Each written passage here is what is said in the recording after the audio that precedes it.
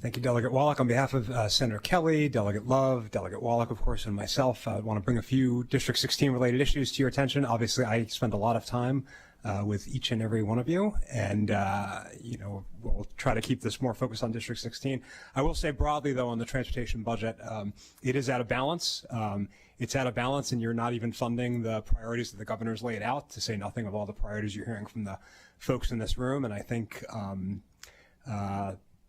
you should be submitting drafts that are in balance is my recommendation for the future, and making some of those tough choices, and then coming around to the counties to hear how those choices should look different. But right now there's a total disconnect with what's going on in the county communication and what your documents look like, unfortunately.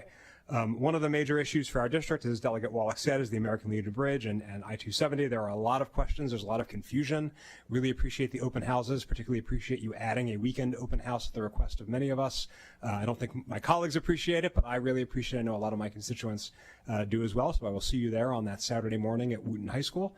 Some of the questions are how the lower portion of 270 is supposed to be expanded when we're trying to fix bottlenecks on 495, and then upper 270, won't that just restore the bottlenecks? There's a lot of questions about the right-of-way, which you heard from Mayor Newton from Rockville, but it is an issue along the entire corridor. There's a lot of questions about whether or not River Road actually needs on-ramps to the toll lanes, or if that makes the footprint too big.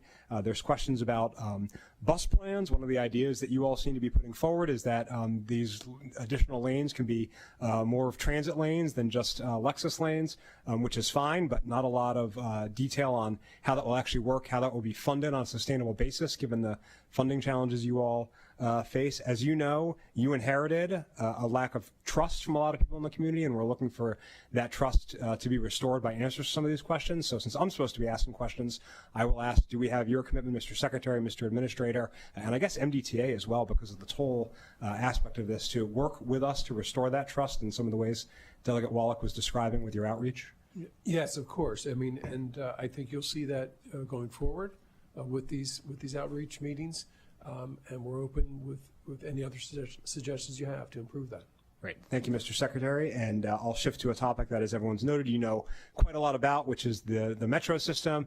I just want to say I really appreciate that Drew Morrison is up there representing the WSTC, the Washington Suburban Transit Commission. That's new, as you well know. It has not been treated as a full mode before, despite the very significant financial commitment that the state makes. So I think it's really great that you're treating it as a mode. I think that's a very positive development, and I think bodes well for addressing this fiscal cliff that Metro is facing, which is extremely important to Montgomery County as a whole, but particularly District 16. We have the Friendship Heights Metro Station, Bethesda Medical Center, Grosvenor, and North Bethesda. So it's really important. So do we have your commitment to work with our regional partners on addressing the fiscal cliff at Metro?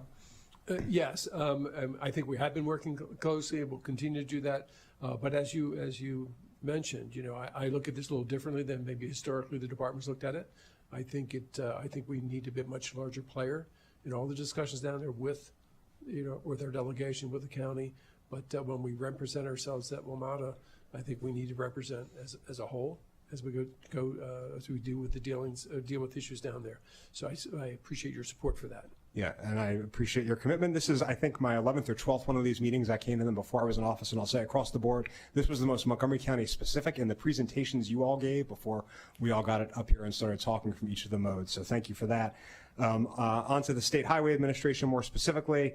Old Georgetown Road has been a significant issue in District 16. We had the death of Jake Castle and Enzo Alavarenga, as well as a lot of other serious injuries, and State Highway took action. It was controversial action, but you took action, which I really appreciate.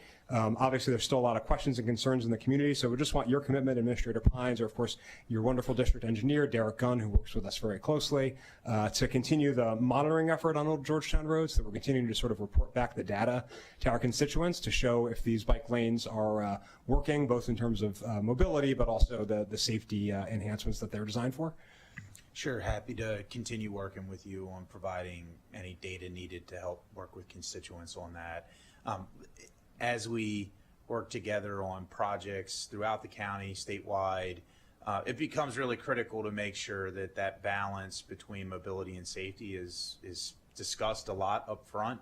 That's something that we're going to be working on as part of that outreach effort that we're talking about for ALB, but really all of our projects, to make sure that when we are prioritizing safety and it has an impact on mobility, that's really clear up front, because obviously there are frustrations at the end when motorists realize the impacts to their drives. So we want to get that right going forward, but in this particular case, absolutely we'll work with you to make sure you get the data that's needed to have those discussions. And thank you, Administrator. My colleague, Delegate Wallach, spoke about communication. I think this time a year ago, the bike lanes went in, and I certainly personally wasn't prepared and did a poor job preparing my constituents for the immediate impacts, which are different than the impacts they're facing today, right? The immediate change led to some really challenging months. A lot of that has been alleviated, although there's still, again, a lot of questions and concerns. I'll just say, maybe not in the form of a question, but more broadly, we heard from Delegate Wallach about River Road, about Goldsboro Road. We have issues. I'm sorry, I'm not giving you the MD numbers. I can look some of them up. If I don't know off the top of my head. Bradley, Wilson, Wisconsin. On each of these, we have safety, mobility, flooding, trimming issues, and just really need your commitment to keep working with us. And again, in a more holistic way, not in just we report something needs to be mowed and you go out and mow it, but make sure that we're out there before the people are complaining about the mowing. So appreciate that. I'll turn to the Maryland Transit Administration. The Purple Line is obviously a huge priority for Montgomery County, and really appreciate the efforts of the administration, the secretary, the administrator to sort of pull it over the finish line.